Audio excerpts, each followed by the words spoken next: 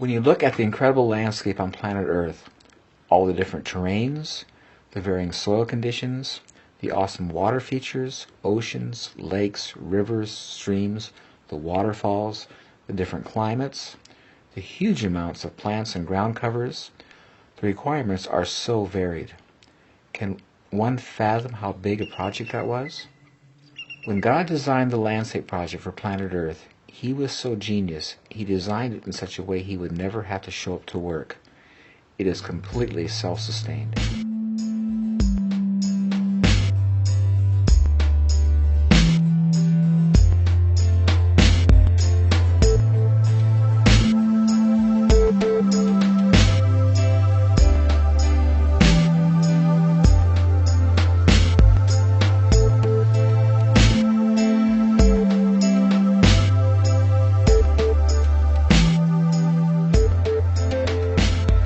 My name is Paul Gauchi, and I was raised as a gardener. My parents grew all of our food in Los Angeles as I grew up, and I remember as a 5-year-old kid, my dad on Saturday morning waking us up and saying, well, we got to head off into the to the horse stables and get some horse manure today. So we went down to a rental yard and got a trailer and went to the horse stables and loaded up manure and came home and spread it out in the garden and spaded it in. And as kids, we wore shovels out, spading in heavy clay ground, mixing soil and having a garden. It was wonderful growing up because every time we were hungry, we could go outside and pick fresh vegetables and fruit all the time. And just down in California, there's nothing you couldn't grow, so it was just we had it all year long. So it was really great. And so as I started to grow up and I got married and I had some children, and I decided Los Angeles is no longer a place fit for human habitation as far as I was concerned. It was getting really crowded and smoggy and just not safe. And so I thought I want to move to a place where I can continue to do this and grow fresh food for my family, have clean water, clean air. So we came up here to the Olympic Peninsula of Washington. We have a beautiful place. But we built a house, and we faced a real challenge. We drilled a well, went 213 feet, and got half a gallon a minute. And if you're doing the math and thinking about that, that's not enough water to do a garden. I'll never forget as long as I live. It was August 1979. It was a great year to build a house. It didn't rain all summer, but boy, in August, all this grass was totally dead. The road coming in was all dust. I'm looking at that and saying, God, how am I going to grow fruits without water? And it was so incredible. I hear inside, it says, well, you're looking at the wrong thing. Turn around and look at your trees. And I pushed enough out when I built the house that I knew they had shallow roots. And I says, God, you really have my attention. If you can show me how you do these without irrigation, I can do an orchard. So I went out to the woods of the Fork, and I started moving this material underneath the trees, and I was totally amazed. This beautiful, soft, black, damp, incredible compost. When I saw that, I says, well, I can do this. This makes sense. So I started planting the trees out there, and at that time I had straw and sheep manure. Now I'm using wood chips, and it's been amazing. This orchard's been here 31 years now. It's never been watered or fertilized once. It goes through droughts or whatever, and it's just every year it gets better. As I was doing this orchard, experiencing these incredible results, because I was a creature of habit, and because our nature is to do things as we were taught, and not to inquire from God, I says, okay, God, thanks for the help, but I can handle some of my own. And so for I think probably 17 years, I was out here diligently rototilling, hauling in organic material. You can see a place over here, my major rock pile. This is my altar. This is where all the rocks that came out of my garden over here. And I'm just doing this stuff, and I'm feeling out, I'm on this treadmill, just running in place, going nowhere, feeling like, oh, I'm going to keep up with this. Every spring, the ground is totally muddy and wet. When I tilled it, it turned to weeds in 5 to 7 days, solid green with weeds. I planted things 3 feet apart so I can rototill with it, do the weeding with the tiller, and it was just labor intensive. And one day I got out my orchard. I don't know what motivated me. I got on my knees and I started moving these wood chips, and I'm down to my elbow in this beautiful black compost. And I got up and started screaming. I was so angry. I said, there's something wrong with this picture. I have been killing myself to get this in my garden. I don't have it. I didn't do anything here. And I hear inside, well, it works in your garden the same way. You didn't ask. I was so angry. I threw that tiller away, and I started covering my garden with wood chips. I always say people the greatest gift God ever gave me was that lousy well, because it opened me up to Him and to show me His incredible, work in creation. I've been a gardener for 55 years. I've done tilling, done all that stuff, and it's so amazing now. My only tool is a rake, and it's just so easy and so simple, and the production is so superior to what I ever had. Ever wonder why you're working? Ever tire of your searching? Oh, there's gotta be a better way. So you lift your hands up and pray. Father,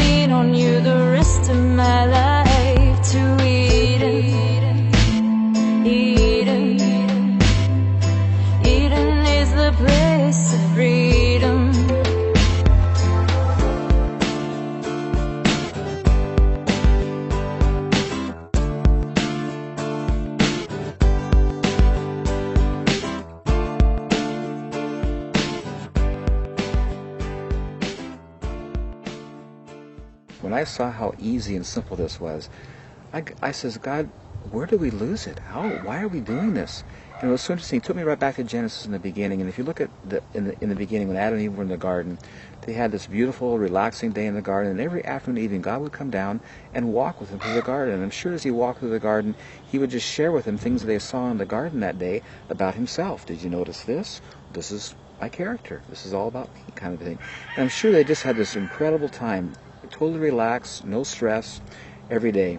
But when man sinned, the scripture said things are going to change. And the wording is, by the sweat of your brow, you're going to raise food. Thistles and thorns and weeds are going to compete with you.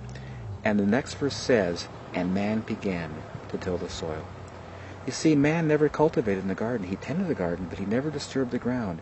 And when man got disconnected from God, he began to till the soil. The whole issue is so very simple. It's all about cover.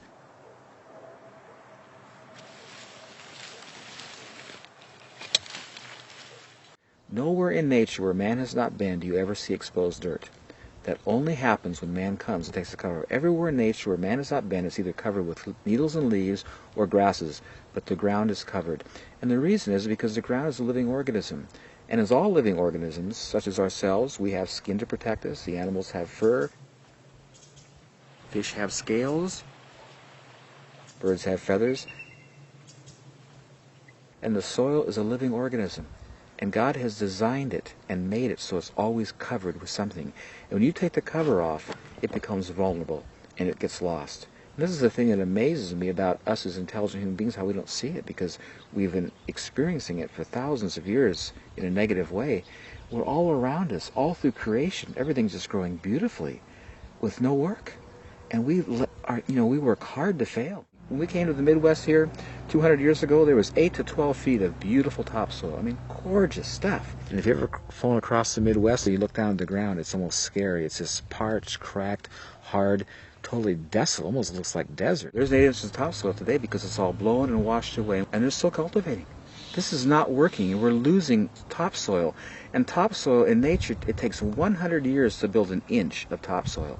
I mean, it is criminal and incredibly devastating what we've done to the planet. The soil conservation people in the Midwest will tell you that it's okay to lose around 4 tons of soil per acre per year. I don't believe, I may be wrong, I don't believe that soil is forming at the rate of 4 tons per acre per year. When the soil erodes, the organic matter erodes and all the nutrients that were in the soil erode, and that's just gone. It's just a resource that isn't there anymore. I found that if I try to help nature at any level, I mess it up. My approach now is just to look what it does, and it says, talk to me. Show me what you're doing, because I want to copy it, because it does it the best. I have 2 properties that I'm doing this on. This one here, the ground is clay and rock. It would be impossible to farm. It would be considered, from the agricultural point of view, as marginal soil. The other place I have is 80% rock, totally gravel pit. You couldn't possibly till it. You couldn't possibly cultivate it. And in both of those places, I'm experiencing the most incredible, beautiful gardens. I love that scripture where it says, as we behold the Lord, we're being changed from glory to glory. And I find that anything that comes in contact with God gets changed, including clay and rock and rock. It's just so awesome to take people and take them back and show them my incredible ground. You can't even break with a pick. And walk on this stuff, it's totally buoyant, everything's just growing great, And I didn't do anything. I just put the cover down and God does it all. Whatever organic, natural thing you have at your disposal, it will work. And I've used everything from straw, grass clippings, leaves, animal manures, rocks. But having used them all, I come back to wood chips and I see where it's been for a while and what it's done. It is my favorite. It just is the nicest thing to use. First of all, when I speak of wood chips, I want to delineate between wood chips and other things that people put in the same category, such as bark or shavings or sawdust. Wood chips, when I say wood chips, I'm referring to branches that have been chipped. Branches of trees, which is about 90% needles and leaves, that have gone through a chipper or a tub grinder. You want to get it from the source, either a good tree service, someplace that has a good amount of it, and because the bag's just too small and too expensive. If you live in an area where you have local tree services, people that are trimming trees or taking them down, I would just get in the phone book and look for those kind of people, and that would be a great source. In most cases, to them, it's something they've got to get rid of, and so they're looking for places to get rid of it, so it shouldn't be a problem. Just this whole area gets filled. Just pack it in tight. As much as you can bring, man. I'll use it.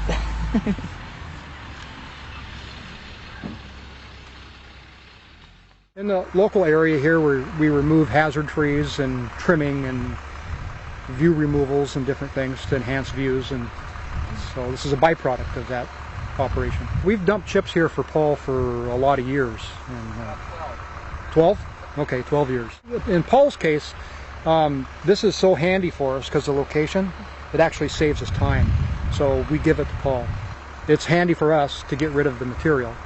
So it's getting more and more common for people to call us wanting chips. The thing about mulch is pretty much in every municipality there's mulch available, because someone's chopping a tree down, somebody's cutting a tree, somebody's shredding leaves. If we can try and get things that are as close as possible to us, maybe it's your neighbor that's chipping up a tree next door, then that's the best product for you. I'm an arborist. I prune trees for a living, and for me it's an art form, and I'm so thankful to be able to do it because it's a gift that I have, and it's just something that's just so pleasing and so pleasurable. You know, it's interesting that the scripture talks about pruning. There in John 15, Jesus is saying that I am the vine and you are the branches. My Father is the husbandman. He's the one who maintains and cares for it all. And it goes on to say that he prunes the trees for what purpose? So they'll bear more fruit. And I love these things about God because they're so much bigger than I. When I try to figure that out, it makes no sense. If I'm cutting a tree, taking branches off, it would make sense to me from a mathematical point of view. I'm reducing its capacity to bear fruit. But God is saying he prunes so it'll bear more fruit. And it's just this incredible, beautiful illustration of God, how his whole principle is it's in giving you receive. And so with the tree, when you're taking stuff out of it and it's giving of itself, that process develops it and strengthens it and encourages it to produce more fruit. And in my experience, I totally see it. People will come to my orchard here, this time of year, and you can't even walk through it. And they'll come after I prune it in January, and they says, "What happened to your trees? They're naked. I mean, what'd you do to them?" I says, "We'll come back in September. They'll be all touching, And I'm just basically, making room for them to fill in, and they just produce so heavily every year.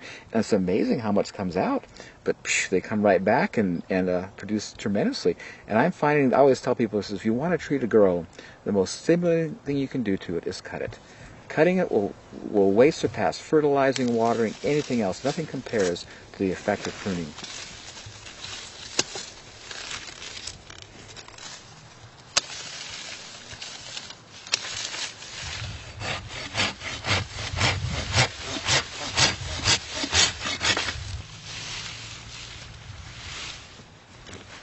Every time I prune, I've got all these good branches to chip up and put back, and every year it happens over again, and it's endless, and it's totally free, provided by God. And it's just, again, it's such a beautiful picture of his character.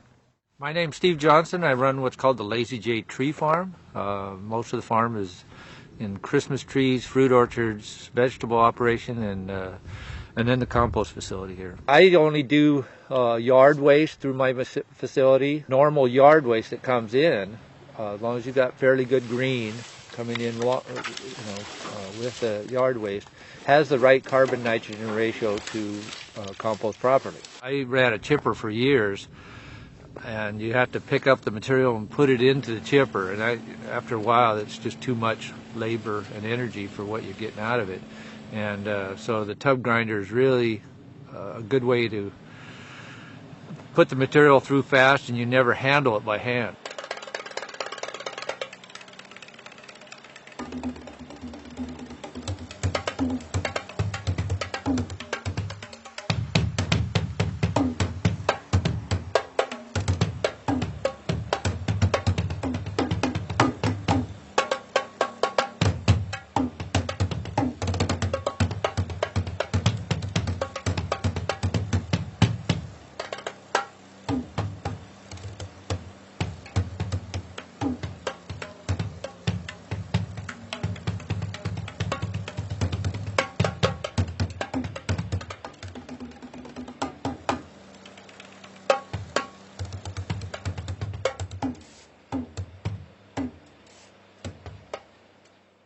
It takes a lot of material to farm with it.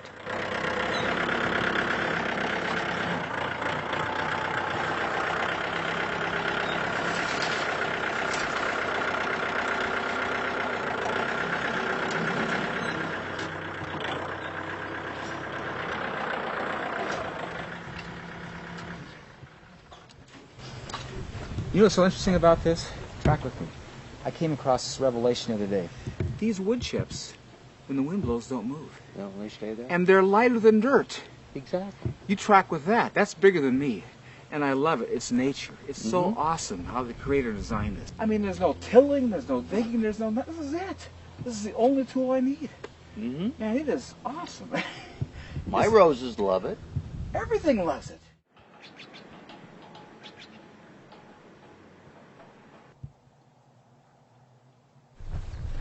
Well, I just went to the place where they make all this good compost and got a nice load of it. The last time I put this here was about 3 years ago. And I think with this application, it'll probably go maybe 4 or 5 years. I'm finding that this stuff is like compounding interest. It gains in time, and you have to put less and less down as time goes on. Look how the leaves, I just love the color of them, and just how succulent and healthy they are. There it is. There's 2 words I want you to think about when you come here. Sustainable permaculture.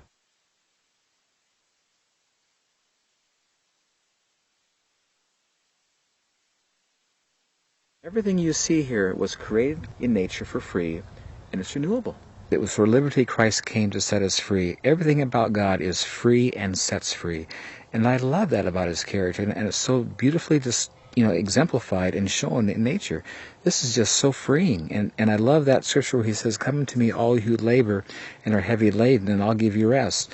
Now you have to ask the question, why do we labor? And why are we heavy laden? It's because of the fall. He says, "Take my yoke upon you." And what do we use the yoke for?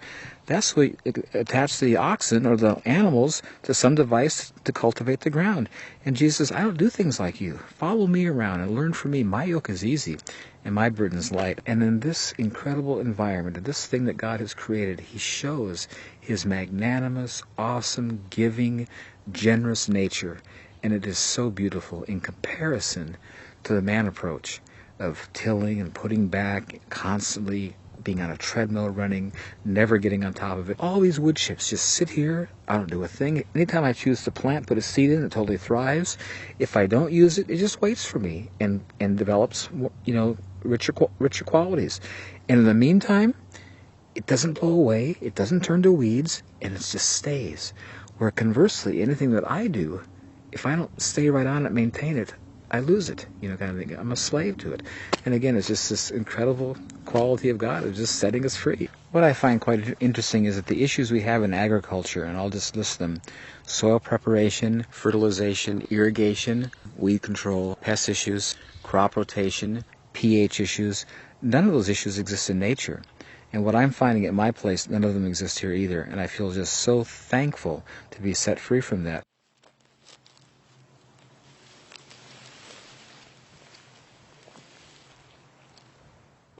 Soil preparation, when you put the wood chips down, they never compact. They're always soft.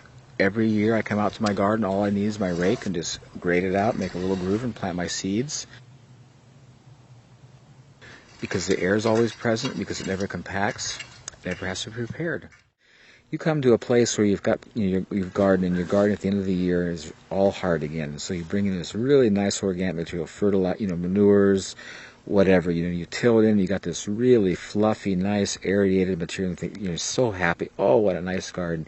You get out from your rake and you plant, your stuff comes up. As the year progresses, when you get to the end of the growing season, that ground is right back to where you started. It's all compacted and hard again. And here's what happens. I use the example of a fire. To get a fire to go, you have to have 3 ingredients: ignition, fuel, and oxygen. In the soil, nitrogen is always present. That's the igniter. And when you bring in raw material, the fuel, and to get it there, air follows, it all burns up. You don't see smoke, but it all burns up. There's a number of different ways to use the material. If you take the raw grindings and mix it in with your soil, it'll rob all the nitrogen out of the soil to rot the wood or rot the material. So you don't really want to do that. So I tilled in these beautiful potato chip wood-colored orange wood chips into my garden last spring, and I wasn't too successful. My soil test says that I'm way down in nitrogen. Because I tilled those wood chips in, I tied up all the nitrogen in my soil. But now I know you never till this stuff. You just add to it, which was the mistake I made. So by getting the faith back and going back to what Paul has taught me, I think this is going to work because it just is simpler, right? Basically, what soil needs to survive is the same as us. It needs air, it needs water, and it needs food. It's a basic principle for all life. And so when you take mulch, for example, which is true in the forest, because there's not just one grade, like someone didn't go through and sift it and it wasn't always all coarse material or it wasn't all fine material. There's all what they have, like macro pores. So there's all these different air pockets through the soil. And so what that does is it keeps the top part of the soil and even further down oxygenated. And so there's that oxygen available.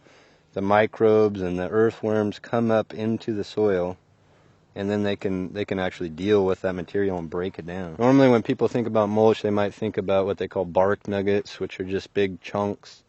It has to have different sizes of actual material. You have to have small grades, you got to have things like needles, you got to have things like chips. You can't have just one standardized size and expect that to do the same as what... I mean, if we look at what Paul's got here, and I dig down, there's probably, I don't know how many different sizes of chips, all the way down to what the finished product is, which is soil, or organic material to the point where it's, I mean, that's what you're going for. Now, if I took and I multiplied this by a couple hundred times, and that's what I was using, it would break down, but it would take a lot longer, and the ability right away for it to help out diminishes. I started off with alderwood chips, which are kind of big potato chip sized chunks of wood. This has been here a year, and it hasn't broken down yet. So I don't think this is what Paul's talking about. It would have taken too long to break down. And the other main thing that they're finding with a lot of different trees, grasses, plants, vegetables, compaction levels. A true healthy soil is not compacted, and when it does get compacted, it loses the oxygen, like those macro pores we were talking about, and you get an area where it becomes what they call anaerobic, which means the oxygen level is too low for the microorganisms to live. We're dealing, as I said earlier, with compaction here on our farm, and certainly we're growing root crops to help alleviate that problem. What we're also doing is adding wood chips on top, knowing that they're going to break down slowly over time, create fines, and also work into this compacted soil. So it's kind of like a passive tilling almost that's occurring, which is a really exciting prospect to think that we don't need the heavy machinery or the heavy disturbance. We can just keep adding, and it'll work itself out.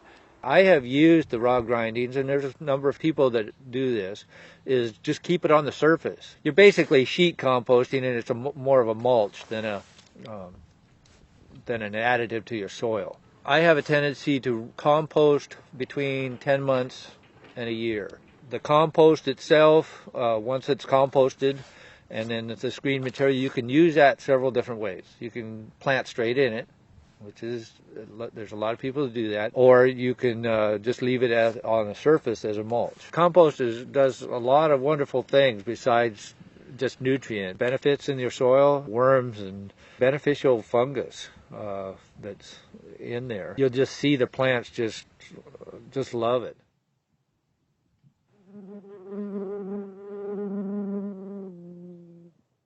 Fertilization, because of the compost material, every time it rains or you water, compost tea is being deposited into the soil, so you have a constant input of fertilization going on. Just not having a fertilize feature, to me, is just so amazing and such an incredible gift in this kind of stuff. And last year I had such an incredible experience, a real revelatory time. I had planted a row of spinach in the spring, and it came up really nice, and we enjoyed it. And I pulled it out and planted another one. It came up, the next one came up bigger and nicer than the one before. And then I was getting ready to pull it up, and one of my neighbors was talking about this black Spanish radish. It was so good, so I planted that for her. And that came up, and she couldn't believe the size and how beautiful that was. And I'm looking at this, and I'm just contemplating what's going on. And she says, now, God, talk to me. Every time I planted in the same row this year, each one was bigger and nicer than the one before, and I didn't fertilize. This is so opposite of what my experience is in gardening. Whenever I planted something, something was taken out, I had to put something back.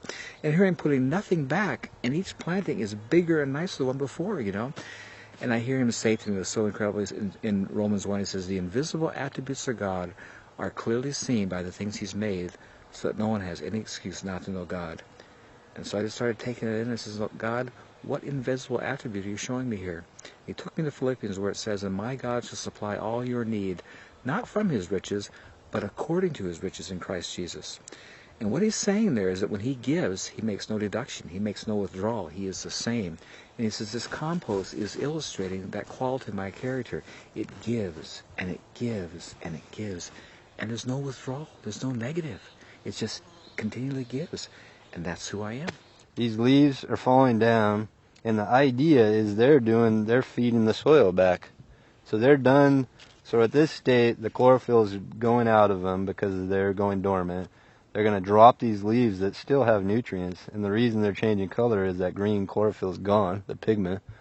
They drop down in, and they're feeding that soil, and they're mulching it by their own. I mean, we're not coming over here and taking the leaves off and mulching below them. And if we go over here, or we go out in the forest, they're doing the same thing. So, I mean, they've been developed over these eons to do it, and so, I mean, why question it? Obviously, that's what wants to happen.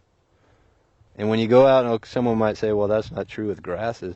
You go out into a grass field, let's say the prairie of the Midwest, there was grasses that were over my head, but underneath it was mulch from the grass. You know what I mean? It wasn't just green living grass with nothing out. There was mulch, all those blades of grass that had broken down fed the grass. There's nobody that goes out there and fertilizes that. I mean, that's the thing that people always say, well, you got to have fertilizer. You have to fertilize. Or, I mean, if there is no out, you're not taking it away, you know, it's all going back. The animals were eating the grass and it was still going back. So if you can recreate that in a garden, it's the same exact thing. The leaves come out, they do their purpose, they go back into the soil. It's really simplistic, and sometimes the most simplistic things are what people don't like to accept as being the answer. Whenever you buy fertilizers, there'll be three numbers or three things that they're analyzing in the fertilizer. It's nitrogen, phosphorus, and potassium. Nitrogen is what gives the green, the good vigorous growth. The phosphorus is what creates the budding and the flowers and the fruit production. And the potassium is what gives hardiness and health and strength to resist disease. And all those things are important to be in the soil for the health of the plant. Chemical fertilizers, even though they have the numbers that say they're adequate in these features, do not have minerals, and so the plants that are growing without minerals don't have those in them, so they don't have the nutrient qualities that plants that grow in organic soil do. The minerals simply aren't there in the soil anymore, and so it'll take up what it can get, but it isn't there to be gotten, and so you end up with a fruit or a vegetable or whatever it is that simply isn't as nutritious as it once was when we had more fertile soils. Just the sort of calcium, magnesium, potassium, iodine, those kinds of things, the things that aren't fertilized typically, as 30-40% reduction in what they were getting 50 years ago. That's pretty alarming, which is helps explain why food doesn't taste as good as it used to. It isn't as good as it used to. It's not as nutritious. I always go to that scripture where God says it's good for a man to bear the yoke in his youth. God's saying up front, if you're going to have anything of value, you've got to work for it. But he says if you do it the right way, you want to do it early on, do the work up front, and if you've done it right, over time, it'll produce for you. And this is what I think is so neat about the wood chips and God's way. You see, when they came with chemical fertilizers, they told the farmer, you can have this immediate lush growth now. And they were right.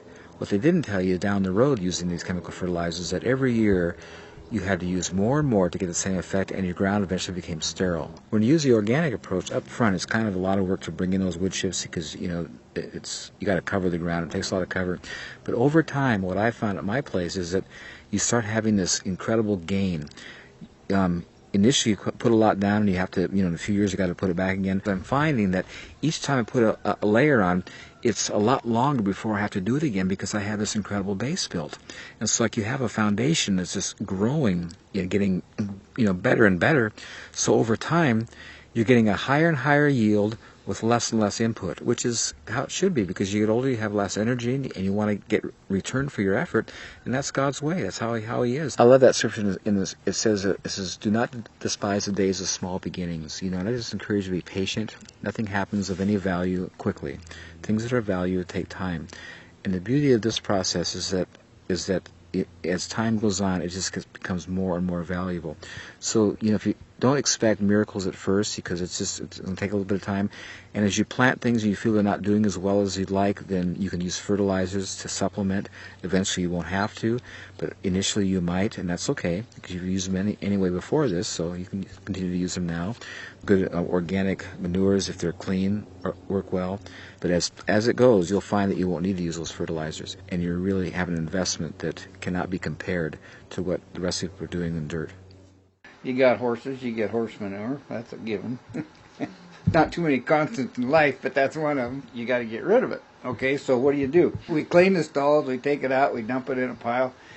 People want to use it for mulch. It has to be kind of a superior product. So what we do is we feed Eastern Western hay. It's professionally grown, and there's no weeds in it. And that's really important, because weeds, the weed seeds will go from hay, will go through a horse's body unhatched, undeveloped, and come out, and you'll get weeds. We use fir and hemlock shavings, so they decompose very rapid, as opposed to using cedar, which decomposes or doesn't, very slow. And it's so simple, even I can do it. You just make a pile, and then I don't haul anything unless it's at least 6 months to a year old. In our garden up here, our experience has been you can plant right in it, because it's chips that have dissolved, as well as the manure and so on. So we've had really good luck that way. It would not be good in the garden without being decomposed with something else, That's a common complaint if you use straight horse manure. I'll go get some and show you a sample of it.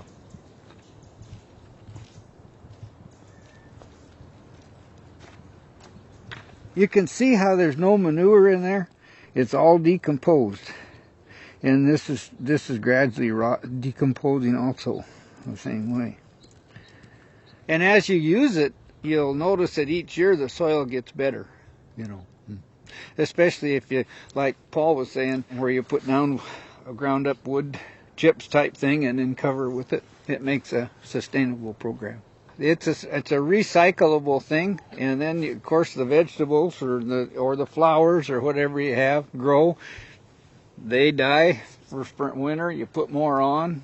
It's a circle type thing. Yeah, and it makes you feel kind of good, because ecologically it's pretty darn sound, Our culture is so wasteful, and so most people think, well, get rid of this wood chip stuff, get rid of it. You cut stuff in your yard and stuff. One of the things that you probably know about Paul now is that any waste out of his garden goes over into the chicken coop or into the chicken pen.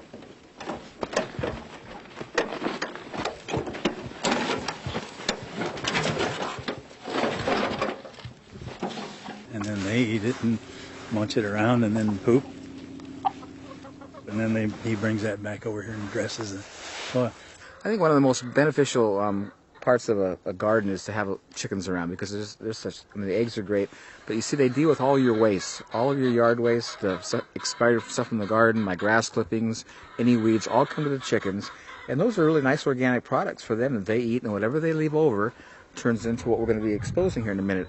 They're out here all day long just kicking. You can see all those little grooves in here where they've been digging in, and they're excavating. They're constantly picking seeds out, any bug kind of thing. So they're working this material.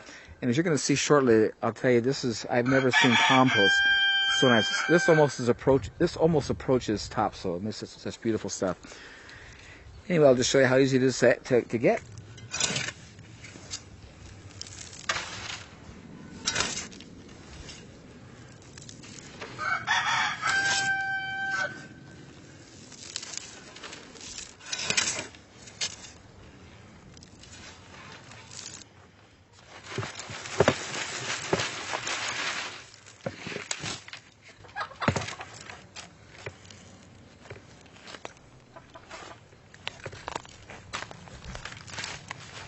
You can just See what beautiful stuff this is. I mean, look at this stuff. It just won't compact.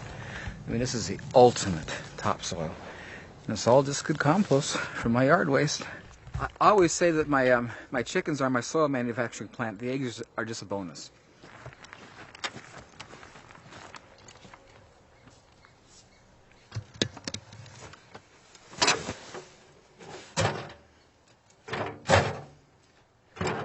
Look at this beautiful fine stuff.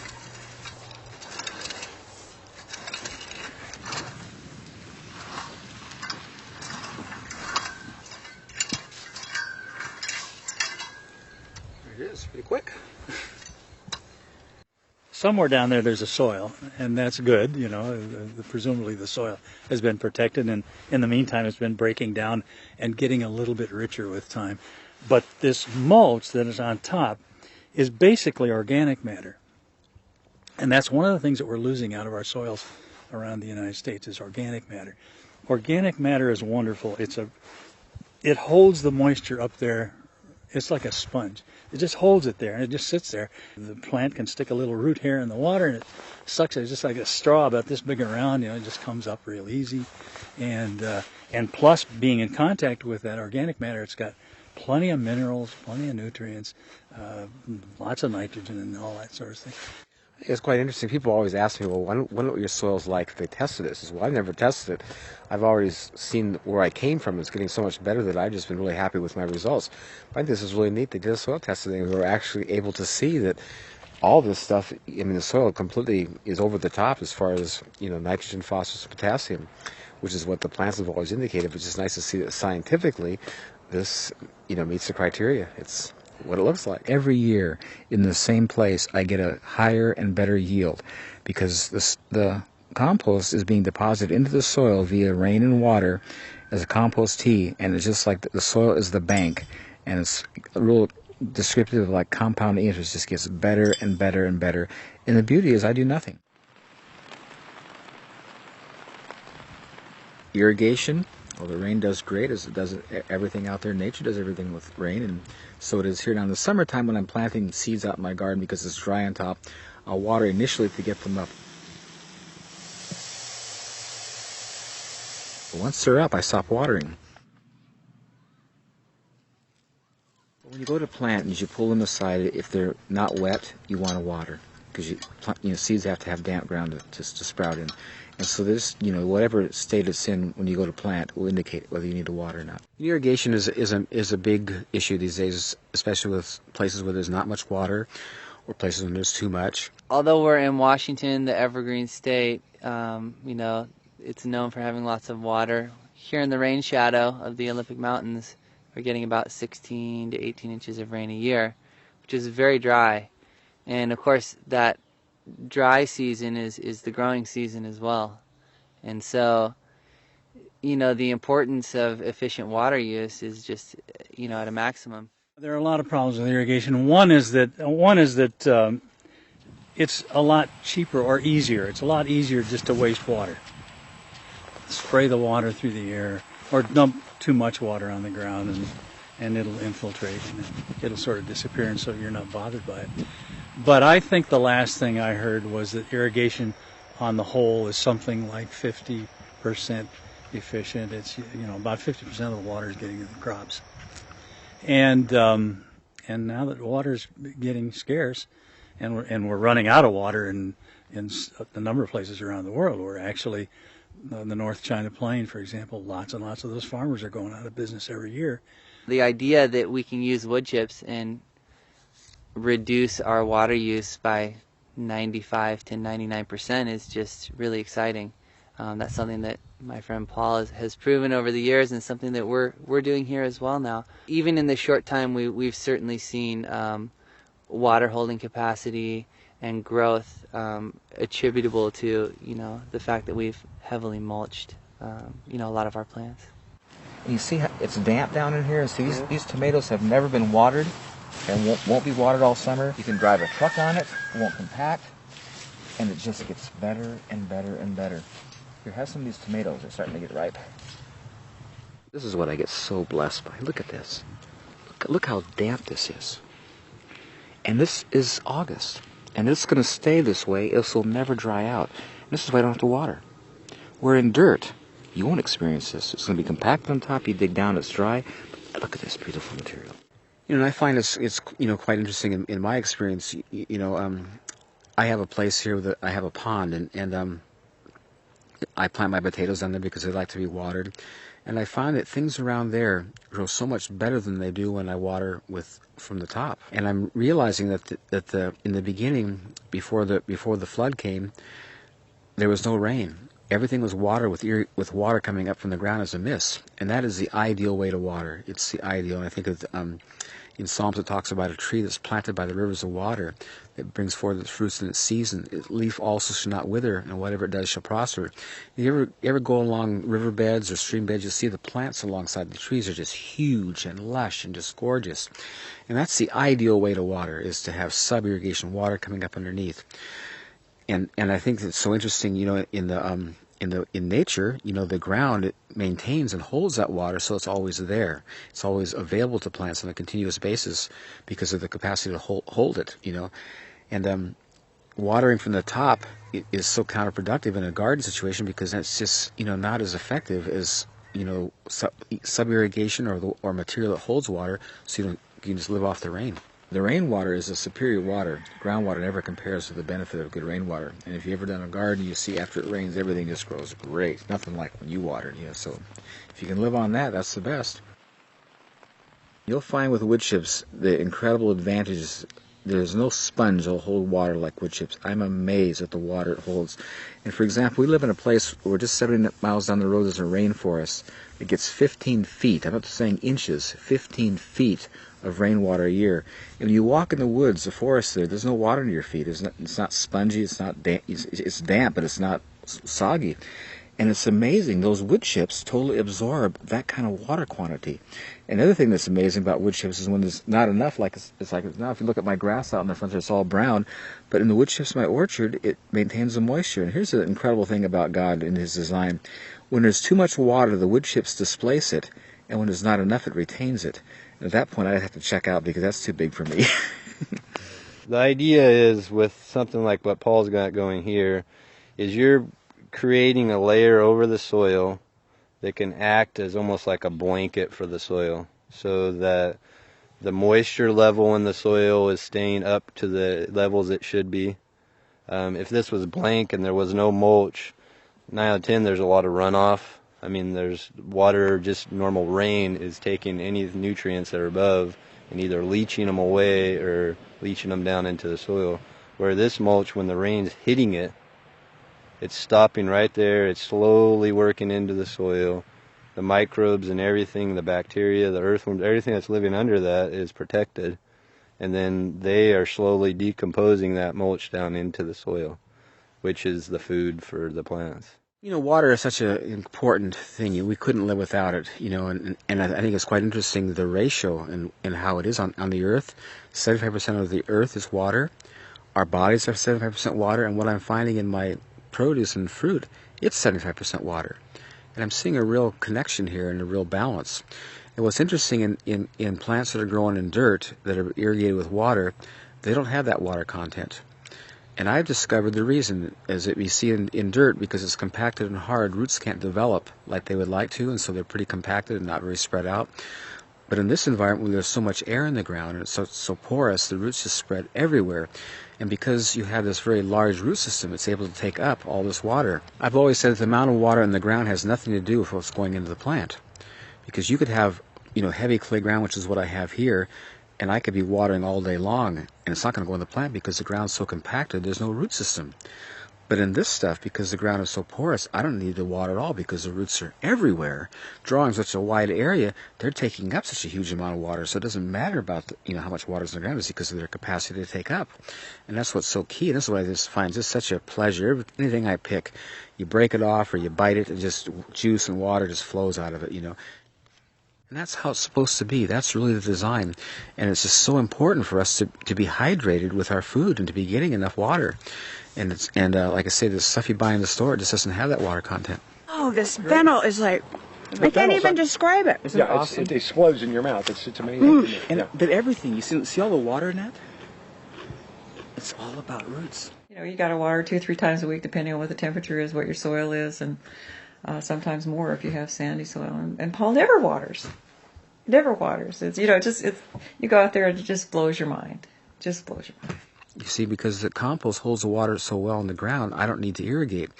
And because I'm not irrigating, it just stays totally weed-free, because when the weed seeds blows in on top of these dry wood chips on the top, they can't germinate. And the other nice feature is when you go to pick vegetables, it's not muddy. It's not got dirt all over. It's totally clean because I wasn't watering. And when you walk on it, it's nice and dry. There's no mud. It's just such an incredible benefit not having to irrigate continuously. And they noticed, like when we started getting some rains, all of a sudden these little weeds started popping up in places. So you see, those seeds were here all summer, but now that it's starting to rain, they're going to come up. You know, I just take my rake and rake them out. It's not a problem. They don't have a lot of, a huge amount, and they're very easy to control. But it makes such a difference when you don't have to irrigate continuously as far as your weeding issues.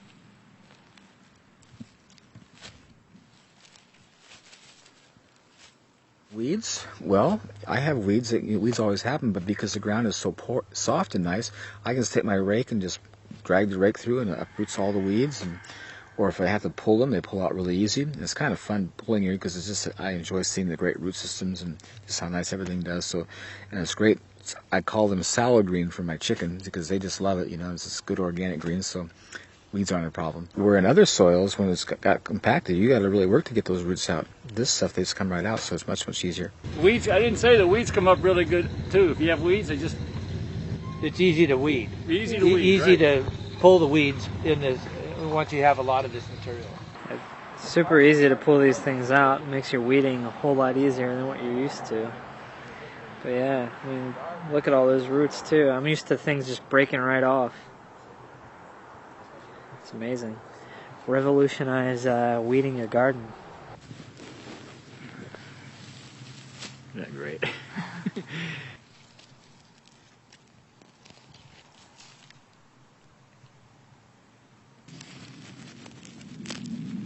Look at that good old root. So it just makes it such a difference when I used to get down and have to pull weeds, and you have to get a tool to get underneath to get the root because they break off. The blade goes straight down next to the dandelion, and then I just simply pull back like that.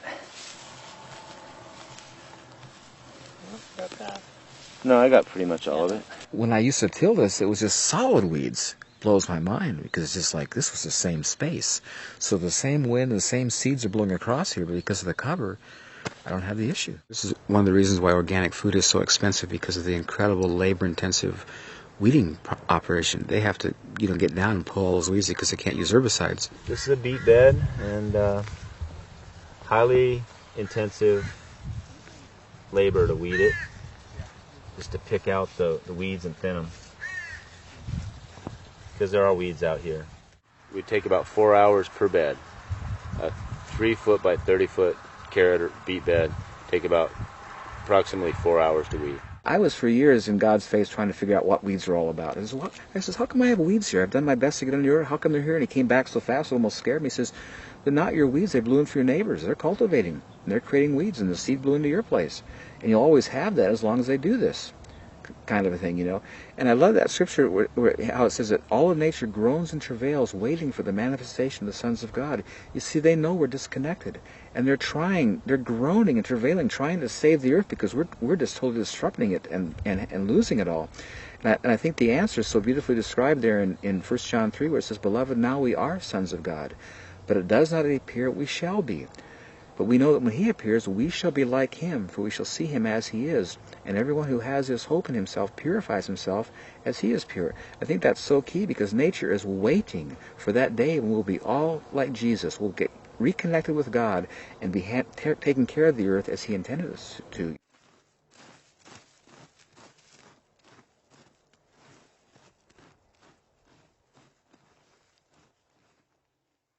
Occasionally pests will come in nature and will defoliate a few trees every now and then, but not serious enough that it causes any great losses, and nature always overcomes.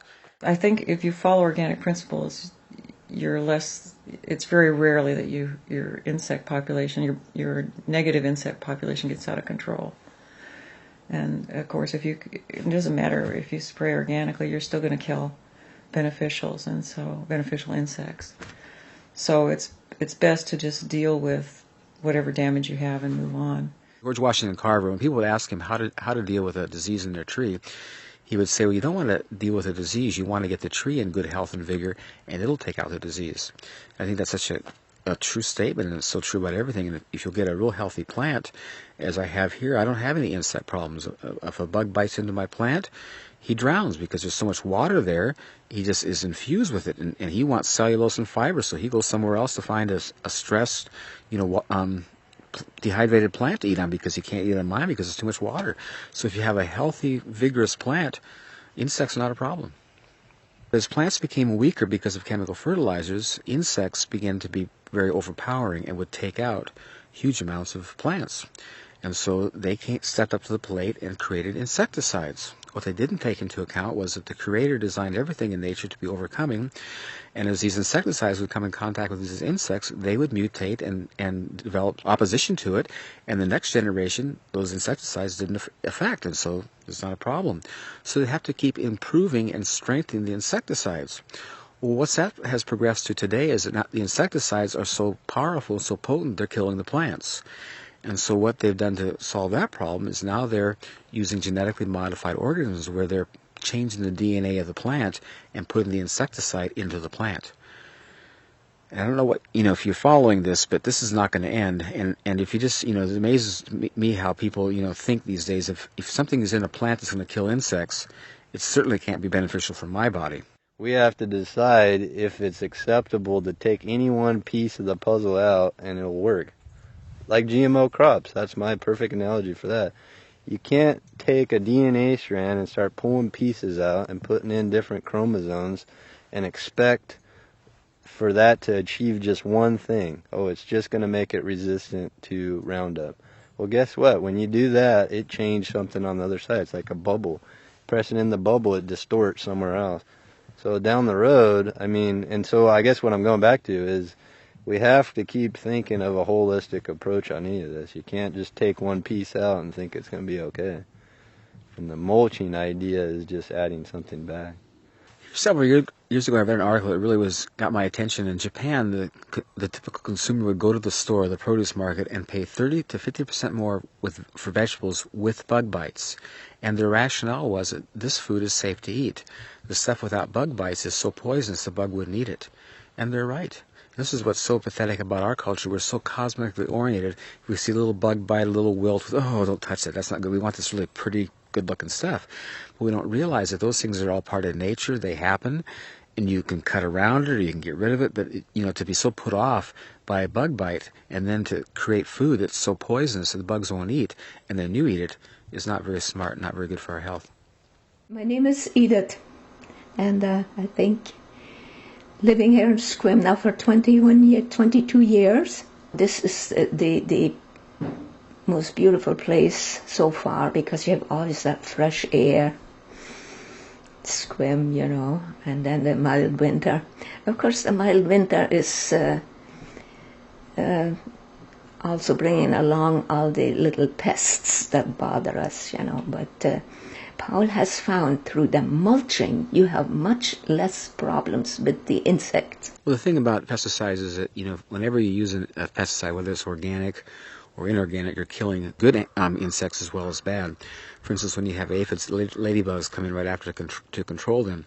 And so my feeling is I don't want to kill them, I don't want to kill bees, and so I'll just live with the pests, for that period of time, and it's not a problem. Crop rotation. If you look at nature, plants go to seed and the seeds fall in the ground, and they do it every year, decade after decade, century after century, and there's not a problem. But when you cultivate and you have exposed ground, you've got to move crops around because you'll have disease issues and problems, I think I've got the classic example down here at my pond area, which is a nice, good, low, wet spot. I've been growing potatoes now 16 years in a row in the same place, and they come out nice and clean every year. Today we're going to harvest some potatoes, and that's one of my favorite fun things to do because it's such a pleasant, surface to be on.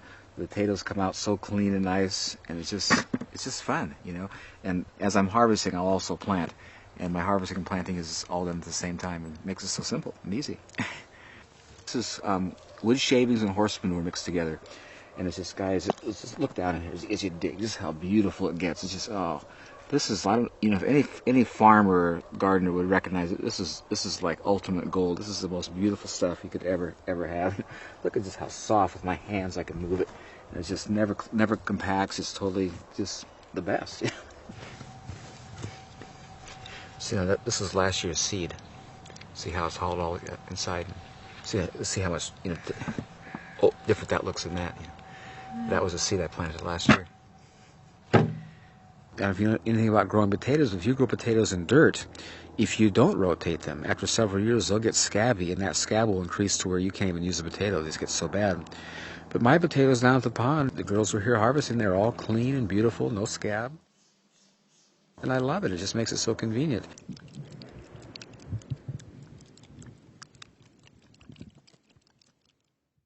pH issues. You know, I have over here in my herb garden, I've got blueberries, which everyone knows is a very acid-loving plant. But right next to it, I can grow Swiss chard or cucumbers or anything else that's alkaline, and it does well too. So here I see again all those things that we work so hard to correct: soil preparation, fertilization, irrigation, weed control, pest issues, crop rotation, pH issues. In nature, it's just all beautifully done by itself. And so I just enjoy having the convenience, and it just makes it so much easier. Well, the reason people don't grow their own food, because if it's done traditionally, it's just a lot of hard work. I mean, you become a slave. I always tell people, when you do a garden, if you don't stay on top of it, it turns to weeds and you lose it. It's something that requires all your undivided attention, so it's very labor intensive. And people don't have the time or the energy or the desire to be so tied into something, because it's just such a big... Where this is just so opposite. You know, it makes it so simple. This is why I so want to get this out, because in the past it's been so hard and so counterproductive and negative, where this is just so awesome.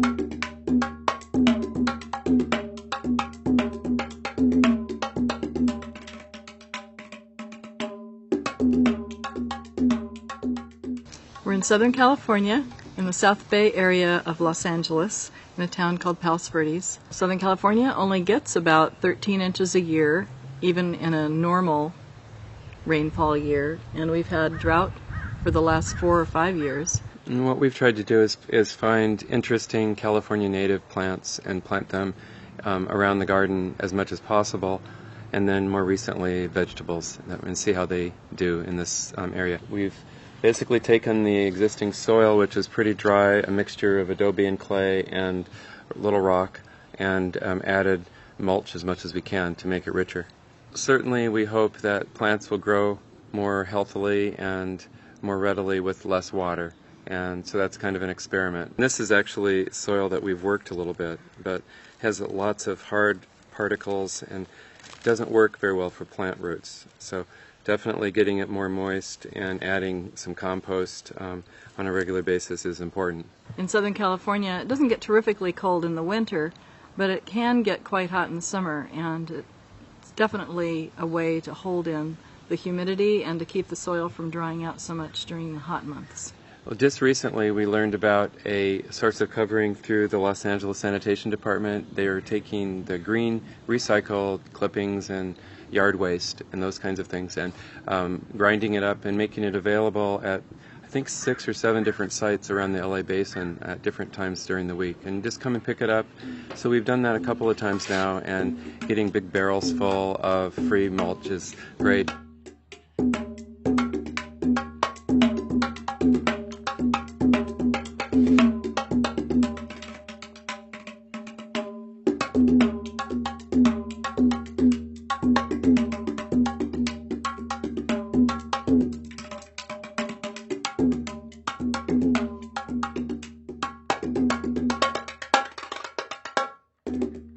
We're just adding it to the garden in different places. Once we got our plants, we used both seeds and seedlings in 4-inch pots. We cleared away the wood chips we had laid down on the original soil, just in an area big enough to dig the hole into the existing soil. Then we put the wood chips back once we'd gotten the plant established in the hole, and surrounded the plant right up to the edge of the stem with the wood mulch. There's no climate in which using a mulch isn't a good idea. It definitely enhances the soil. encourages worms and other beneficial insects and discourages the non-beneficial insects. Yeah, we've been pleased with the growth of worms in our garden. We have lots more worms just in the last 6 months because we've been also working on getting our own compost going, and that's like a worm farm, so it's great to add those to the soil. Easy to do, much easier than Very I thought easy. it was going to be. I work with middle school students, and it's a really good compliment to me to go out and just kind of work with plants and be quiet and enjoy watching them grow. Certainly, I feel that most of my students have never had the experience of planting a tree or a plant, and they're very disconnected. So I think that's part of the key, and the kind of food that most of the middle school students I see eat is heavily processed without much nutritional value. So I feel that schools and communities need to look at that seriously as a health problem, as a lifestyle problem, and deal with it certainly through garden projects. That's one way, so that people can potentially create a small garden. If nothing else, it's meditative and kind of a deep satisfaction knowing you've grown some of your own food. But there's a long-term need for that. And Ron was right, the connection to the earth business is just completely lost. Mm-hmm. Yeah, it's pretty It's sad. It's important to re-establish. Definitely need to get back to the Garden of Eden.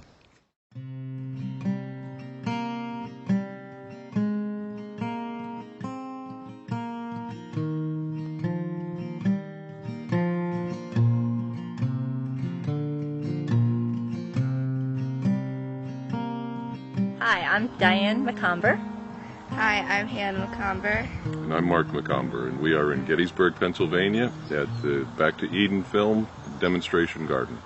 When we were asked to maybe help do a demonstration garden, we had a slight problem. We don't have land. We live in town. And so we started seeking the Lord and praying. We want to be a part of it, we want to do it, but what do you do if you don't have land? And we started the journey, the search of asking, and it was amazing. We had 4 different people that actually offered us plots of land. And one day Mark was talking to Jeff Wilson and about we needed land and wood chips. We needed a provision. And we were seeking the Lord, and none of the things seemed right. There were little glitches with each of them, and we kept waiting and listening, and it was amazing. Jeff said, I have land, you can use the churches. And that's how we actually got to have the demonstration garden here at Heritage Assembly of God Church.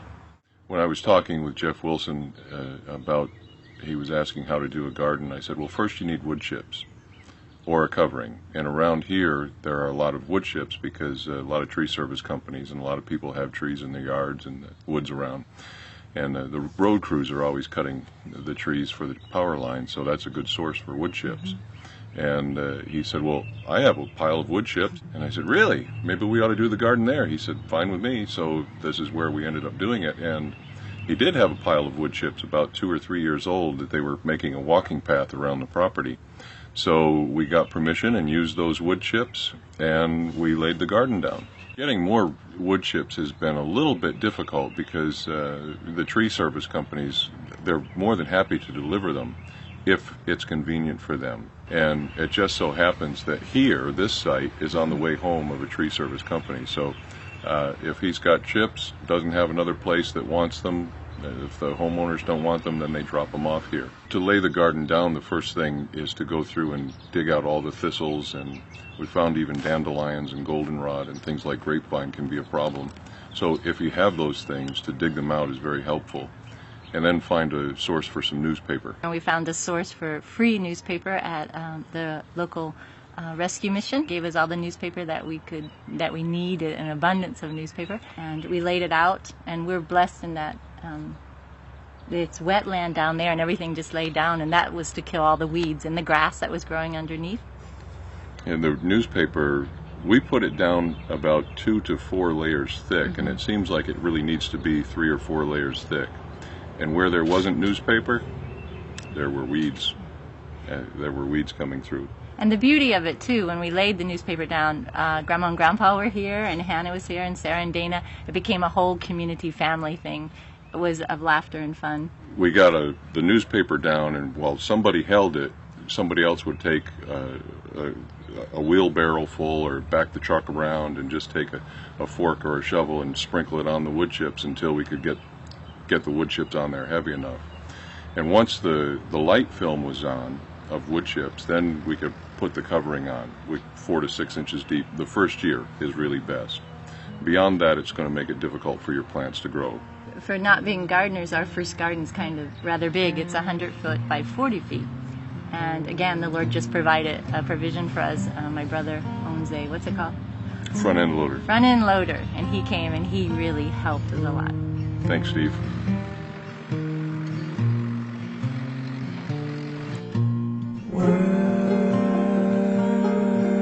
The soil with your hand,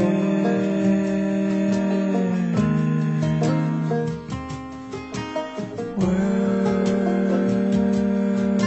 the soil with your heart.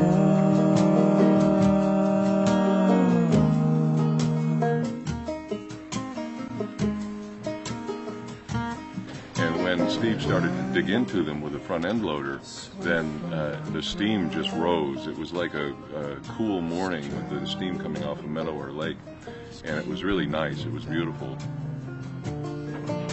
Shift my eyes to the sky, where I know our hope will be found. Thank you. The soil with your hand,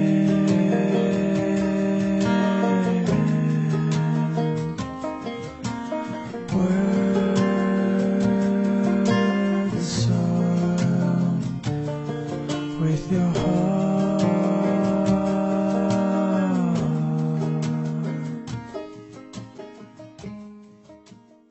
We were really blessed again because all of our seeds were donated to us from Washington State, and that was an amazing gift. In October, a box came from Washington. Paul had given some potatoes for seed, and Justin had given us a bag full 4 types, I think, of garlic, and we immediately, in the fall, planted the potatoes and the garlic. Typically it would freeze at the Yes. depth that it was planted, but the wood chips kept it warmer, it kept it insulated. Almost every single one of them came up. So yeah, it worked. When we were planting the garden and while things were germinating and coming up, it was so exciting to see these plants come up, because it's like we are going to have a garden full. We're going to have a produce department full of harvest. Else, yes. Yeah, we're going to give vegetables all over the community. And as time went on, it was a little bit discouraging because things came up and then they stopped growing. And I didn't know why. So that's when I put the fertilizer on. And they grew a little bit more, but then they stopped growing and actually went to seed. And the reason for that was because we were growing in the wood chips instead of in the soil underneath. And we can tell in the places in our garden where the plants, the roots actually got into the soil versus stayed in the wood chips. Because where they got into the soil, the plants did remarkably better. It didn't take very long before we realized we needed to do some fertilizing. One of the organic materials that's the best for nitrogen and for fertilization with wood chips is dried blood. And so we put a couple of 17-pound bags on at different times. And that did remarkable things for the plants. The dried blood worked better than anything for organic nitrogen fertilizer. As far as this garden, I think what we would have done differently would have been just to put about 4 to 6 inches of wood chips down, and then part the chips and plant in the ground beneath the wood chips. And that soil really does get prepared pretty quickly by the wood chips. It softens the ground up pretty quickly. When I moved the wood chips off in one area, I just took my finger and I began to dig. And in no time, I was down 2 inches really easily. And then in the yard, just off the wood chips, I started to try to dig, and I was, really stressing my finger to even break the grass, let alone break the soil. So it really does make a big difference. We have a friend that offered they have half an acre between their house and the neighbor's house that it's just empty. There's nothing on it at all. All they do is mow it. So he offered it, if we wanted to have a garden there, or anyone else wanted to have a garden there, have wood chips delivered there, that would be a site that we could do. So we set up another garden there, and the first thing we did, of course, was check for the thistles, and it has been mowed all along, and there were no thistles, so we put the paper down. Then we put about 2 or 3 inches of mushroom soil down on top of the paper. And then once the mushroom soil was down, we put about 3 or 4 inches of wood chips, somewhat composted wood chips, on top of the mushroom soil. And then over that, a dusting of less than an inch or less of cow manure that had been composted. And then that was all that we put on that. Newspaper, and then mushroom soil, about 3 or 4 inches, and then 3 or 4 inches of wood chips, and then just a dusting of an inch or less of cow manure on top of that. And when we got done, we felt really good about this garden is done correctly. It's got the nutrients, it's got the soil that it needs, and then 3 days later we planted seeds. And here it is, a week later, they've all come up. Everything is germinated, and we have things growing. And so Father's Day, best Father's Day of my life, we planted the new garden. When we planted in that garden, we moved the wood chips out of the way. We did not plant in the wood chips. We planted in the mushroom soil that had the nutrients and used the wood chips as the covering. When you plant in the soil and they get big enough, then you side dress them with the wood chips. So that's what we'll be doing when they get big enough. So it's looking really good. It's growing really well. Something that I think it's too, and more about, that honestly really is about the garden. I think it is to take kids back for a generation. I do think away from video games, away from TV, away from sitting, take them back into nature, because God does display himself in nature. You cannot look at a seed and see the miracle of something coming out of it. We watched as the beans were coming through the ground, and the seed was still on the sides, and the little green plant was coming out through the middle, and we watched it in amazement, and you cannot not have a lesson about God at that moment for a generation. Just to see God. I mean, that's why I believe God started Adam and Eve in a garden. We're back to Eden Organic Garden. I'm Johnny and I'm 5 years old. My name is Hannah McComber and I'm 9 years old. I'm Natalie and I'm 7 years old. And we are the Kids Garden Patrol. We've learned that ladybugs they eat other bugs and they're good for gardens. Whoa. What did you find? Ladybug. What's your favorite bug? Ladybug. Why is ladybugs your favorite bug? I don't know. Because what do they do in the garden? They eat the other bugs. Whoa! There she goes. And these are bad for gardens. They eat the leaves. Why do they eat the plants? Because they're hungry, I guess. Get off of there. There's a fat one. What I like about this garden is that whenever you're weeding, it's very easy to weed. All you have to do is just pull it out, and it usually just comes out all the roots and everything.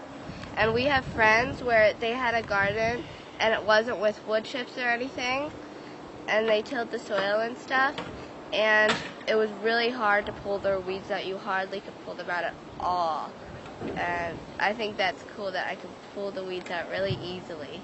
I wish that all children could learn how to do a garden and teach their children when they get older.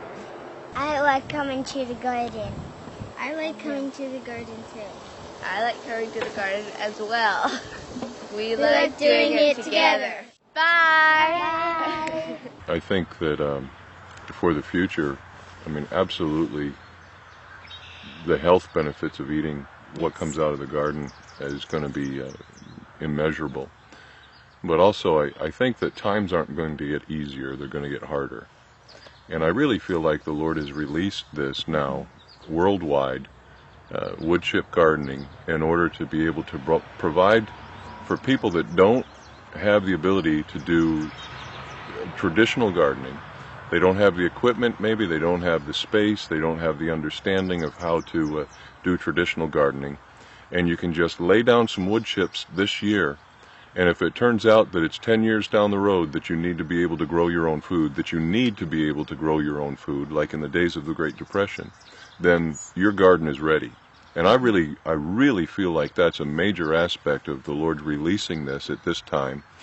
He's released it in enough time for people to get things ready that they need to get ready. Don't have to be in a panic about it, but to be intentional about it and to do it. Some of the spiritual lessons I think that we learned from doing the garden, or at least that I learned, was that God always speaks to you in the garden. It's amazing, the dialogue. And also being patient. The garden, I think, just teaches that amazingly. And to trust the Lord in the fullness of time. The fullness of time He brings forth His glory, His beauty. Fun lessons like the seeds, to trust, even when you're planting them. One of the first dialogues I felt like the Lord had with me with the seeds was that they might not all germinate, but you still plant and just trust Him. There was beauty in that for me, with even just the spiritual connection with that, was we live our lives. We just plant, and He does the rest. I think one of the main things that I've learned from the garden was that, we really did receive a seed from the Lord about wood chip gardening, the covering, and was very excited about it, and then wanted to just move on it quickly, and having to have patience to wait on His timing as to where it's going to be, how it's going to be, and then, things coming up. He plants the seeds, but the things come forth in His time. And He's put the seed in us with this, and things have come forth only in His time. You can't force it. And every time have tried to make something happen, like getting wood chips or getting a vehicle or equipment to move the wood chips, it's just, you have to wait on the Lord, because it's His time, and He made such an emphasis over that it became so clear that if you're working too hard, you've stepped out of His rest. So just let Him do it. He puts the seed, it'll come forth.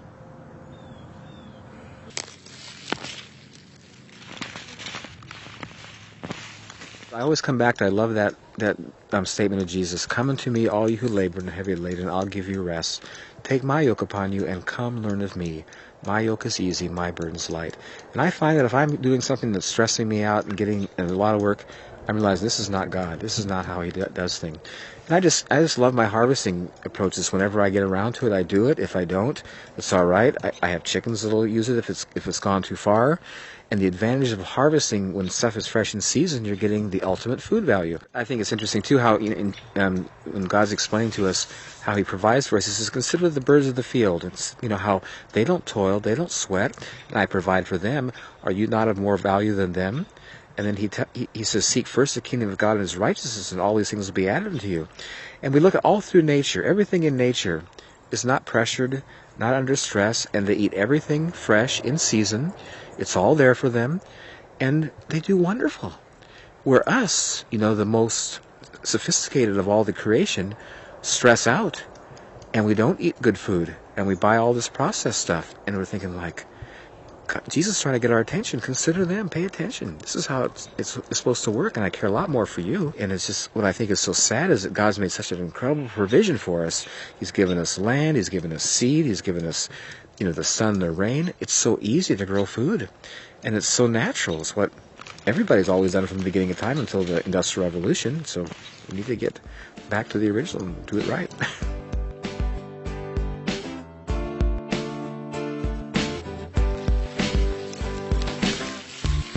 Ever wonder what's this longing whispering at your heart, for the thing that you were meant for, but you don't know where to start?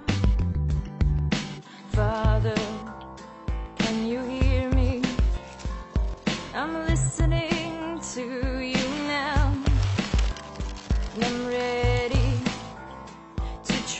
trust you to lead and guide me somehow. The creator of the universe concerns himself with me. He's passionately revealing his coach of love and of peace to Eden. Eden is the place of freedom. To Eden. Eden is the place of freedom, yeah. Your yoke is easy and your burden is light. Help me to lean on you the rest of my life. To Eden. Eden is the place of freedom. Apples, the enzymes that cause them to ripen don't happen until 7 to 10 days before they get ripe. So all the apples that you're buying in the store, they're picked green, and the enzymes aren't there. They just don't show up. They look nice, they have nice color because they did the nitrogen fix and it looks good, but the enzymes that cause them to digest are not present. And so when you eat that apple, your body has to go salvage enzymes somewhere else in the body to digest the thing. So instead of this being a nutritional plus for you, it acts as a negative, and it's not really good. When the apple falls off the tree, it's usually pretty ripe. That's what I love about this arrangement. The trees are pretty low to the ground. The ground is soft. When they fall, they don't bruise. And the other advantage is that, in harvesting, you see when they harvest apples all at once, not all apples on the same tree are ripe all at once. They come on at different times, and then some are in more of a shady place, so they don't ripen as quick. And so if you pick them all, you're going to get some unripe ones. The advantage of coming out at your leisure, when they fall off, they're always ripe. And so you have all the enzymes present, the full nutritional benefit that was in the apple. Depending on what it is that you're growing, the nutrition comes with the color. And that's why, it's always been, known to eat a variety of colors and have a rainbow diet and all those kinds of things, is because there's different nutrients that are more prevalent with all those different colors. But the color doesn't ever come until it's right before it's ready to be picked. Unfortunately, the society and the culture that we live in, they are picking those things much before that nutrition is there, which is why I believe that a lot of the taste is not there. The sweetness and whatever that particular plant is prolific in. And I think that's really a big reason why people are not, big fans of eating vegetables in particular, is because of the taste. I always say that plants that grow fast are sweet and tender. Things that grow slow are tough and bitter. When I used to grow stuff out here, they grow slow, they were tough and bitter. Now I plant stuff, man, it's up in a week, and just 3 weeks it's just totally huge and beautiful.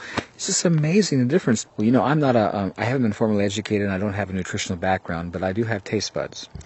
And I notice other people do too. When they come to my place, I just love to have them sample my food. And the response of everybody is, that is so sweet. And see, listen, everything that God created, I believe, is sweet. Very sweet. It was very sweet. They're so sweet. And tastes so good. This is good. Mm-hmm. I was spud jerked in Largo Park. Mm. That's good. And see, good. They smell good. These blueberries are really, really good. Mm. And my gut feeling, intuitively, is that the nutritional value of food is relative to its flavor. If it tastes good, it is good. If it doesn't taste good, it's not good.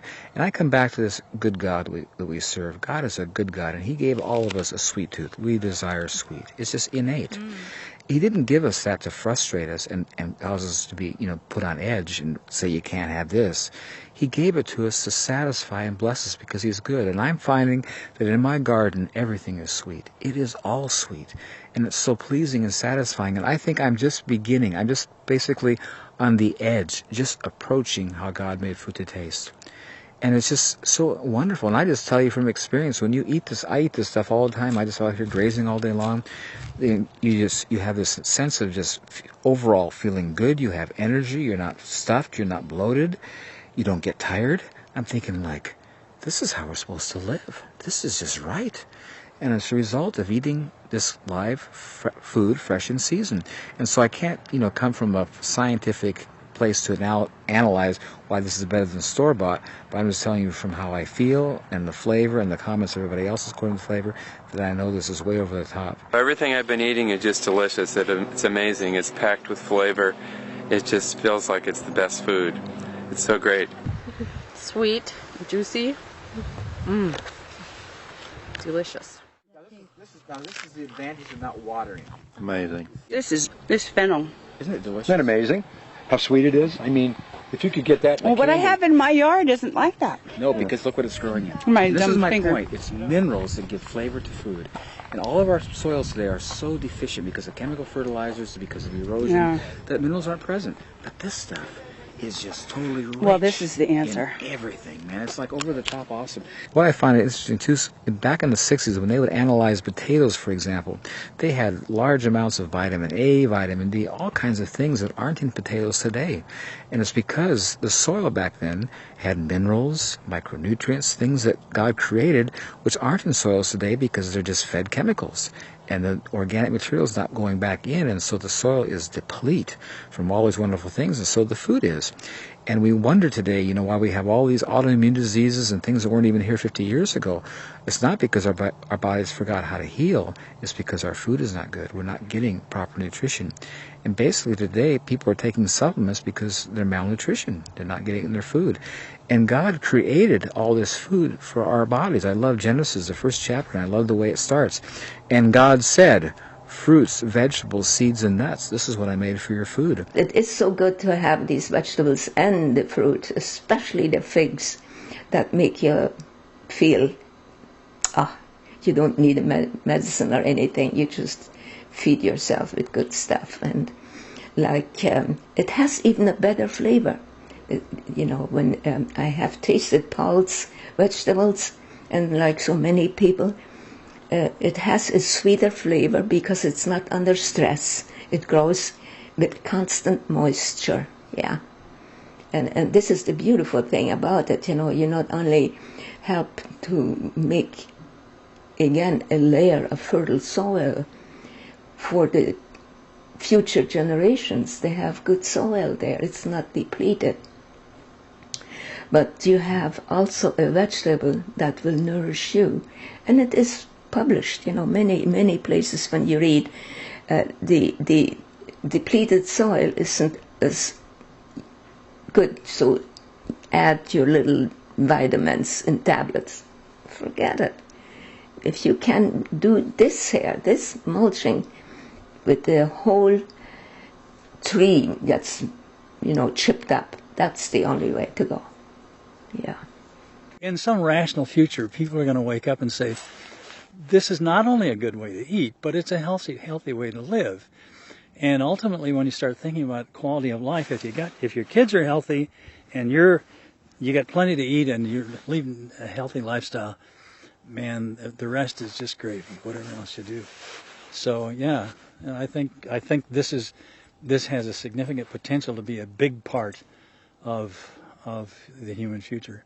A lot of people mistake this place as a farm, and it's not a farm. This is a home where my family lives, where I raise my family, and I did this intentionally to have a place where they'd have a wonderful place to live, where we could grow all of our own food. And I've purposely, just because of how God's given me this really wonderful revelation of how to grow things, and His whole economy is in giving and receive. I've just never been in any position where I wanted to sell anything. I just had no desire to, and I just have such pleasure in sharing and giving with people because I have such an abundance. There's plenty for all of us, kind of thing. It's just fun for me to watch people just randomly come to my place, pick things and walk off, and you can't even tell they were here. And it's just such a wonderful feeling, I just love Him so much like God because it's just His nature to give, And if we just get connected with Him and start doing things His way, we have an abundance. He provides us with all we need, and we have excess to give away and to bless other people. And it's just a great way to live. I love it. I heard about this garden today from my friend Marcia Brees and her brother Mitch. So we took a notion to come up here, and it's been an incredible revelation. The gardening techniques are a revelation. As the owner was saying, they're so simple, so straightforward, so profound that many people overlook them. Gardening with compost, not using any water, and this is the result, is just a revelation to me. Do you think that you would ever try this at home? Immediately, in about 3 hours. Every herb and vegetable that he's grown in this garden is so flavorful, so pungent, so powerfully flavorful that I haven't tasted anything like it in a very long time. Certainly not in a supermarket. And you don't see it this big in the store. This is not elephant garlic. This is Italian red. Thank you. And I want you to notice when you use it just how moist and nice it is. Oh, yeah. Totally awesome. Oh, it's, yeah, thank you. Thank you. And you know where I grew that? No. Right out in my orchard, underneath my tree. Underneath the trees. This is And you know what's so this is cool about gigantic garlic. Garlic is the easiest It's thing in the world to perfect. grow, and here's why. You plant it in October. We're amateur gardeners, and we're going to implement this stuff. I know we are. It all tasted really good. It's just all outrageous. Oh, it's unbelievable. I mean, when you drive up, that's why I put myself in front of this. The whole front row of this orchard is these dwarf apple trees with the wood sticking out the top. And it's magical. It looks like it's right out of a movie. It looks like, I expected Alice in Wonderland to come bopping out any minute and say hello. And I told my son we're going to see a garden, and he's 10 and a half, going on 15. And like, oh, do we have to do that? And he just came up to me a little bit ago and he said, I'm glad we're here. Even he thinks it's cool. If it passes the test with him, it's okay. I've had a carrot, and I've had some cilantro, and probably the most shocking thing was the anise. It's literally sweet at the end of the stem. The stem's good, which normally would be very tight, and at the end it's like eating a piece of candy. It's sweet. It's amazing. So he's turned me into a believer. When I was studying sustainability, I was looking at what is it that would make a human ecosystem really sustainable. And Paul has another, besides his farming techniques, Paul has another quality that really is ultimately the ultimate sustainable value. And that is he has a big heart, and he's generous, and he's helpful, and he's helping his neighbors out, and anybody that comes in here, help yourself. And that's the sort of attitude, if you really want a sustainable human culture, that's the kind of attitude that we really ought to be spreading. If the human species is ever going to be sustainable, it's going to be because of people like Paul. Not necessarily because of how he farms, but because of his heart.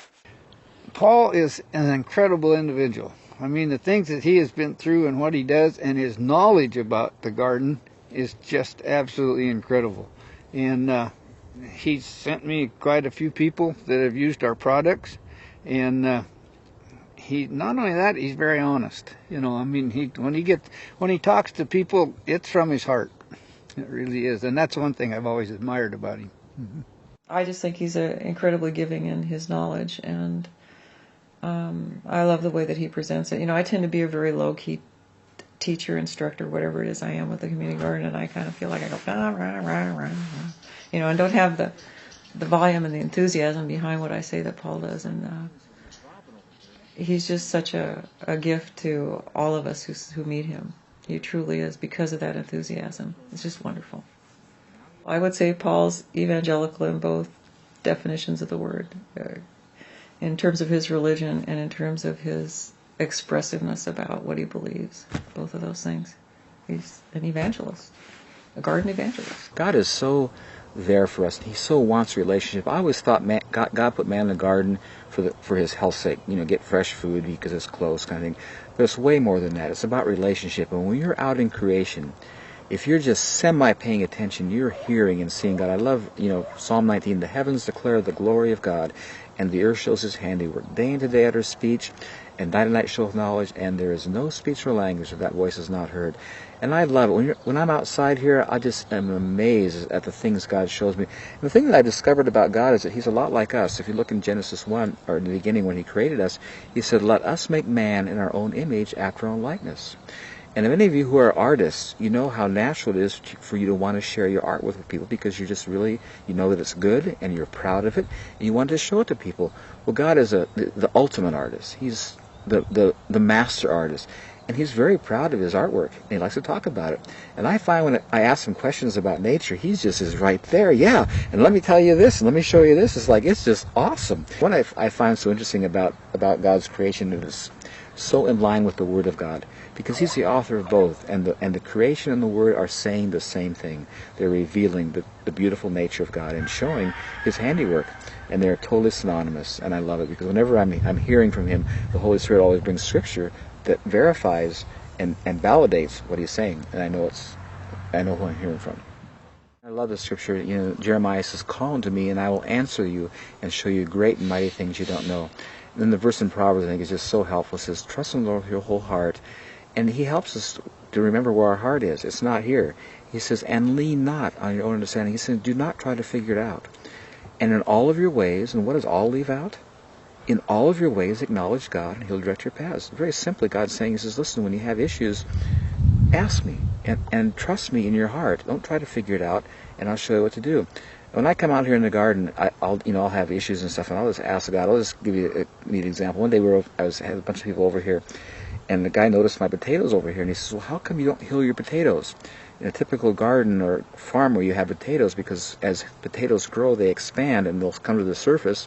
And when they surface, the light will hit them and turn them green and makes them toxic. So the farmers have to keep hilling up dirt to keep them covered, I looked at my potatoes and this is, well, the first answer that comes to mind is I don't need to, but I'm not sure why. So when I'll go in tonight and I'll ask my mentor and I'll get back with you. So I go in the house and says, "Now God, how come I don't have to hill my potatoes?" And it was just so beautiful. It was like he took me underground and showed me a potato develop. He says, "Watch this potato, because the ground below it's compacted and it can't move down. As it expands, because dirt is heavy, it falls off the potato and the potato comes to the surface. And for that reason, they have to keep hilling dirt over it to keep it covered. But in your wood chips, because they're light and they're totally intermeshed together, when the potato expands, the wood chips just lift." And I looked at that, and I love his responses. "And remember, I told you I did this so I wouldn't have to show up to work. Hilling potatoes is work." And I just started laughing. Yes, God, you're so awesome. I always tell people when they question, whether this will work someplace, or it may work for you in a small place, but you couldn't do it on a big scale. It says, or they have questions that they can't fathom. It says, you know what the issue is here? You haven't taken into account an omnipotent, omniscient, omnipresent God who holds all things together by the word of his power. That's awesome. When you take that into account, there's no issues.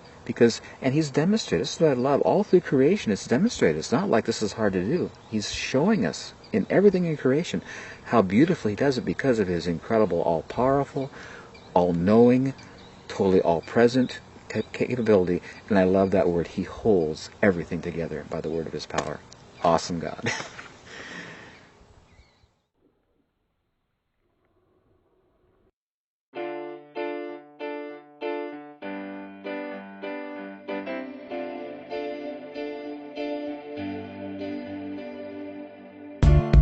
Ever wonder why you're working?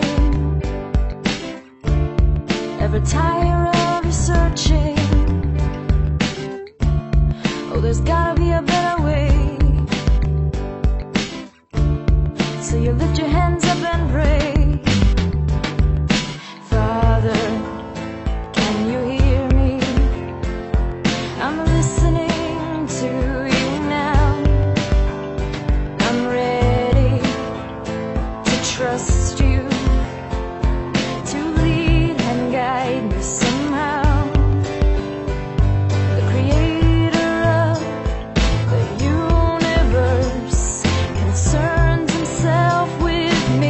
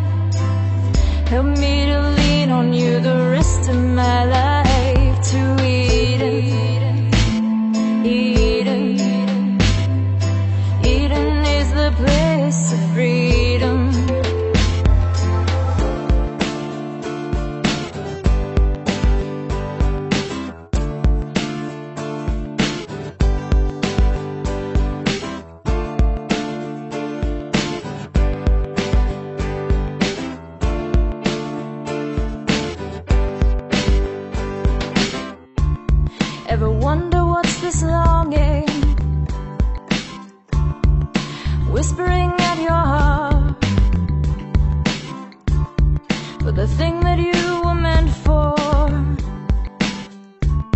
but you don't know where to start. Father, can you hear me? I'm listening to you now, and I'm ready to trust you, to lead and guide me somehow. The creator of the universe concerns himself with me. He's passionately revealing his coach of love and of peace to Eden. Eden, Eden is the place of freedom. To Eden, Eden, Eden is the place of freedom. Yeah, your yoke is easy and your burden is light. Help me to lean on you the rest of my life. To Eden.